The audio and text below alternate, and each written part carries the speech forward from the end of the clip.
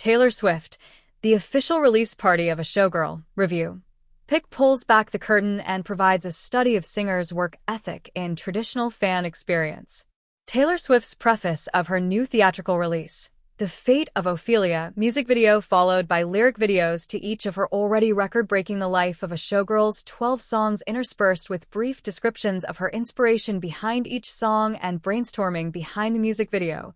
welcomes viewers to her next era, which she hopes will surprise them. For an intense fandom that received first news of a somewhat unexpected new album so close to the end of a behemoth concert tour, followed by the singer's engagement to Kansas City Chiefs tight end Travis Kelce, conjuring surprises might become increasingly hard to do. But with the timing of The Life of a Showgirl release, it doesn't seem like Swift has any plans to stop soon. While news of the movie was made official only 2 weeks ago, the film is headed for a $15 to $16 million Friday, with a total opening weekend forecast of $29 million to $31 million.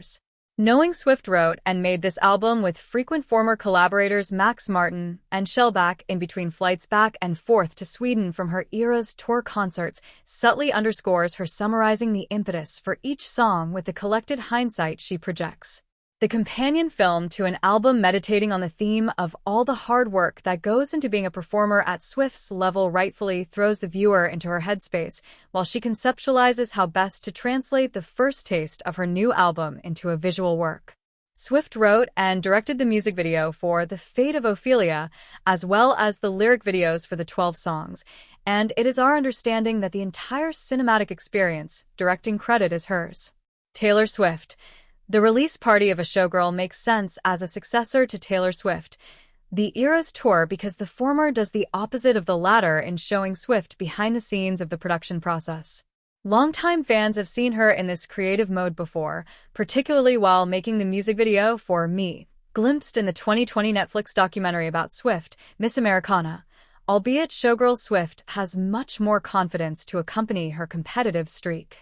Any seasoned Swiftie would come out of the hour-plus movie calling it on par with the typical consumption of a new album, lyric analysis, close reading, and a music video for the first single. The added insights from Swift provide a little something extra, but she's done this kind of inspiration explanation before, all the way back to the 3 voice memos displaying how certain songs started out on her 1989 album. The film is still accessible to a regular moviegoer, though the viewing experience may not prove as rich for one not well-versed in Swift's lore and universe of Easter eggs that she is constantly expanding. For fans of the singer, though, there is plenty of new material to analyze, details to spot, and connections to make between song themes, lyrics, costumes, and the production design of the music video. A specific scene that comes to mind is Swift wrapped in ropes behind a stage with pulleys that correspond to initials for each track on The Life of a Showgirl, prompting one to wonder what she has in store for the rest of the album's rollout.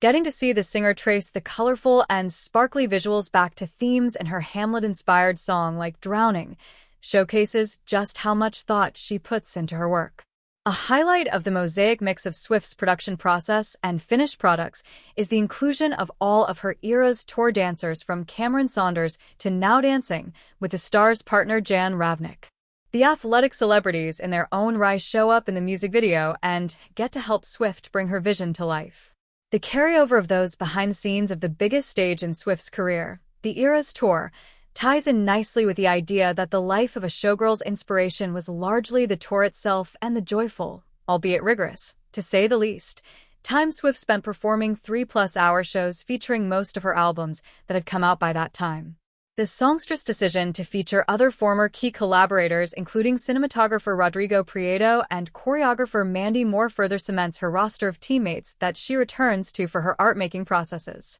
From the inclusion of Steadicam operator Colin Anderson and assistant director Anthony Domino to production designer Ethan Taubman, Swift makes sure to spotlight what it takes to put one of these seemingly simple ideas she has together. And she always is there at the helm, eagerly but measuredly sharing her thoughts and feedback in live time as she pursues the best take for different segments of the video. All 12 lyric videos also enable viewers to dive deeper into Swift's songwriting and clarify certain lyrics for those who have already given the album a listen or 3.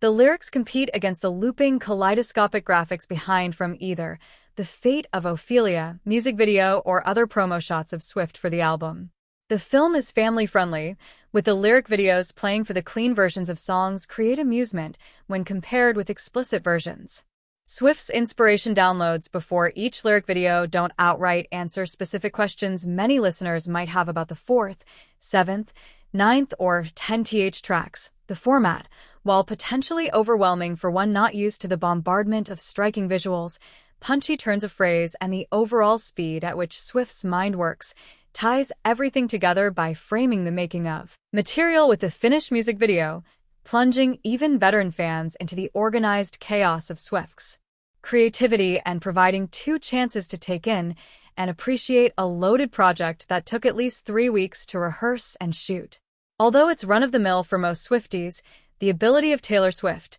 the official release party of A Showgirl, position itself in the #1 box office standing for this weekend in 2 weeks with a very low P&A campaign besides the album promo is remarkable. If the film hits home, any one line from Swift's 12th album, it's probably, "You don't know the life of a showgirl, babe." And with this small glimpse into what it took to bring the album to life, the average audience goer likely will agree. And that's in regard to one of the more self-proclaimed joyful of Swift's albums.